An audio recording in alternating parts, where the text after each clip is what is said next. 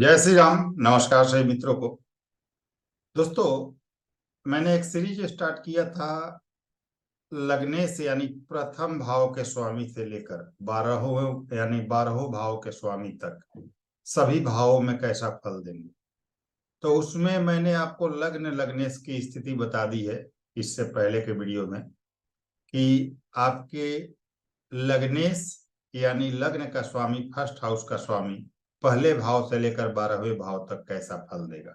आज हम जानेंगे कि आपके कुंडली का दूसरे भाव का स्वामी यानी कि आपके धन भाव का स्वामी, आपके कुटुंब भाव के स्वामी, आपके वाणी के भाव के स्वामी यानी कि आपके लग्न से दूसरे भाव के स्वामी धनेश आपके कुंडली के 12 भावों में जहां भी बैठे हो तो कैसा फल देंगे।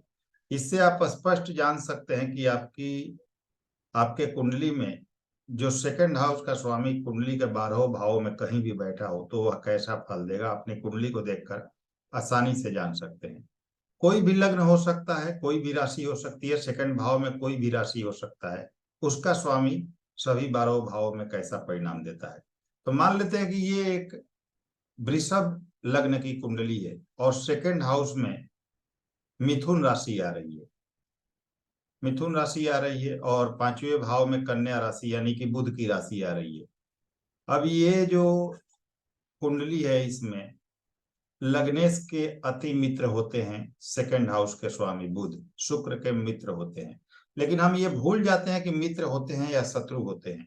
कैसा फल देंगे दूसरे भाव के स्वामी सभी 12 भाव में, उसको समझते हैं। और वो मैं आप लोगों को ड्राइंग करके क्लियर कर दे रहा हूं ताकि आप लोगों को बिल्कुल आसानी से ये चीज समझ में आ सके। तो चलिए देखते हैं। दोस्तों, मान लेते हैं कि आपका सेकंड हाउस का स्वामी आपके फर्स्ट हाउस में आ गया, यानी कि ये एक कुंडली है, आज का गोचर है, इससे हमें कोई मतलब नहीं है। बस आप लोग 12 भाव में अपने सेकंड हाउस के स्वामी का फल समझ लीजिए। तो मान लीजिए आपके सेकंड हाउस का स्वामी आपके लग्न में आ गया, आपके फर्स्ट हाउस में आ गया है, तो ये बहुत अच्छा। चाहे कोई भी राशि हो सेकंड हाउस में, किसी भी लग्न की कुंडली हो, धनेश आपका लग्न में आ गया तो आप अपने पराक्रम से, अपने मेहनत से धन कमाएंगे, इसमें कहीं भी कोई शक नहीं। लेकिन एक चीज हमेशा ध्यान रखिए कि जिस ग्रह का विचार कर रहे हैं उसमें बल कितना है। क्या वो डिग्री वाइज बली है, कहीं सूर्य से अस्त तो नहीं है, किसी ग्रह से पीड़ित तो नहीं है, तो उसके प्रभाव में उसके अनुसार कमी आ जाती है। तो अगर बलवान है तो बहुत अच्छी बात है, धन भाव का स्वामी किन्हीं किन्हीं जगहों पर बहुत शानदार फल देगा।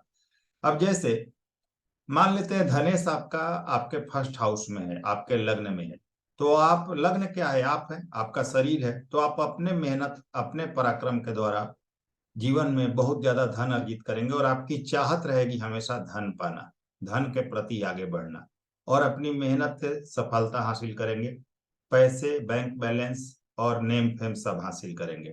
अब धन भाव का स्वामी मान लेते हैं कि धन भाव में ही है अपने राशि में, तो फिर क्या करना। बैंक बैलेंस की स्थिति शानदार होगी, पैसे की स्थिति बहुत अच्छी होगी, वाणी भी अच्छी होगी। वाणी के बारे में कुछ क्लियर कर लीजिए कि कुछ ग्रह होते हैं जैसे मंगल हो गए, सूर्य हो गए, इस तरह के ग्रह हैं जो एग्रेसिव प्लेनेट हैं, तो अपने राशि में सेकंड हाउस में बैठेंगे, क्योंकि वाणी का भाव है। तो ऐसे एग्रेसिव प्लेनेट जब बैठेंगे तो वाणी में दोष उत्पन्न करते हैं, चाहे अपने राशि में हो, एग्रेसिव नेचर बनाते हैं। सौम्य ग्रह हैं तो कोई प्रॉब्लम नहीं, उनकी वाणी भी अच्छी होगी। तो धनेश धन भाव में बैठेगा तो धन के लिए बहुत अच्छा है, बैंक बैलेंस के लिए बहुत अच्छा है, रिश्तेदारों के लिए, कुटुंबों के लिए, नेम फेम के लिए बहुत अच्छा है यह। चल संपत्ति के लिए बहुत शानदार परिणाम देगा और व्यक्ति अपने जीवन काल में अच्छा खासा धन प्राप्त करता है। अब सेकंड हाउस का स्वामी आपके थर्ड हाउस में चला गया, धन भाव का स्वामी।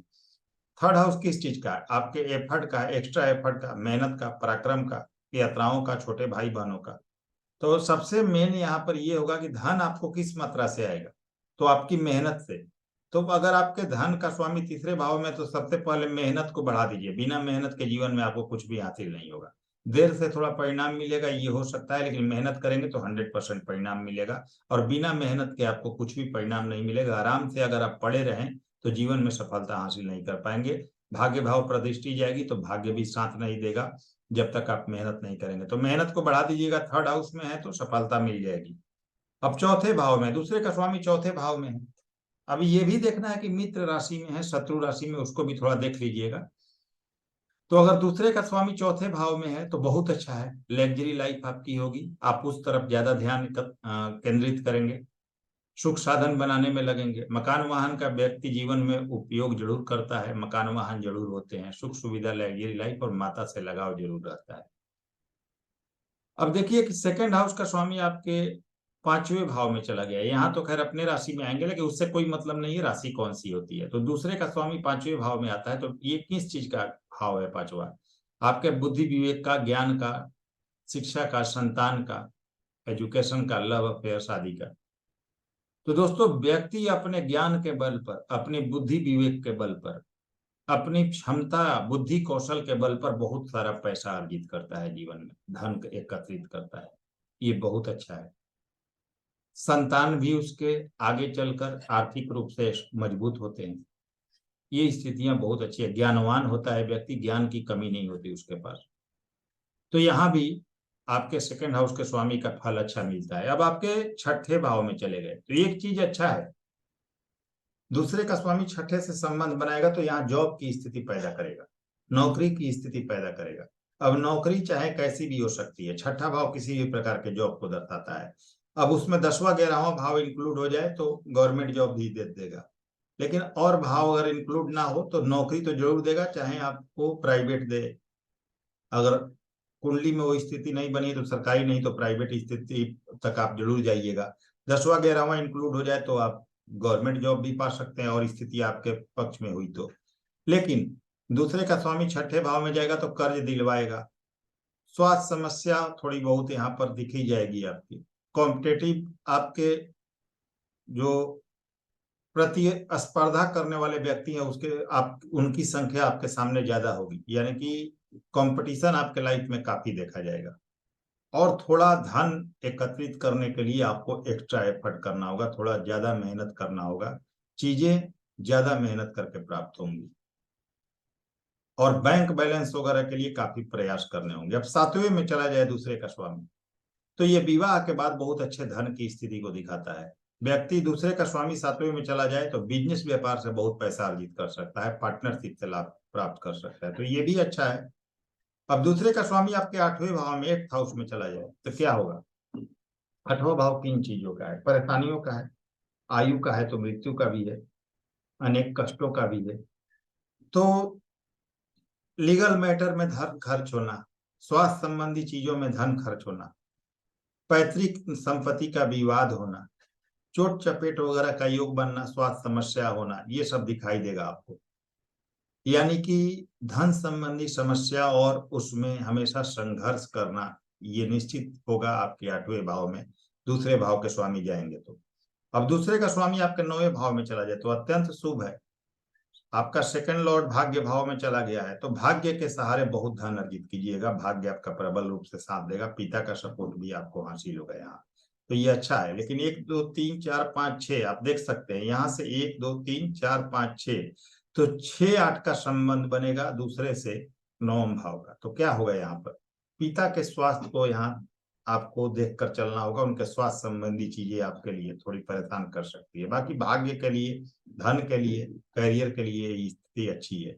अब आपके 10वें भाव में आ जाए धन का स्वामी तो 2 10 का संबंध बनेगा, नौकरी का योग, करियर में बहुत ज्यादा तरक्की का योग, पद प्रतिष्ठा प्राप्ति का योग, जीवन में बहुत अच्छी स्थिति, करियर के दृष्टिकोण से आप देख सकते हैं बहुत अच्छी स्थिति कही जाएगी।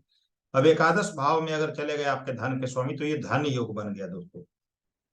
जातक जीवन में कभी ना कभी बहुत अच्छे पैसे अर्जित करेगा, बहुत धन अर्जित करेगा, जीवन में सफलता पाएगा। धन की कमी भले ही शुरू में उसे रहे, लेकिन एक निश्चित समय ऐसा आएगा जब उसके जीवन में धन संबंधी सारी समस्याएं खत्म हो जाएंगी। निश्चित बात समझिए, ऐसा समय जरूर आएगा।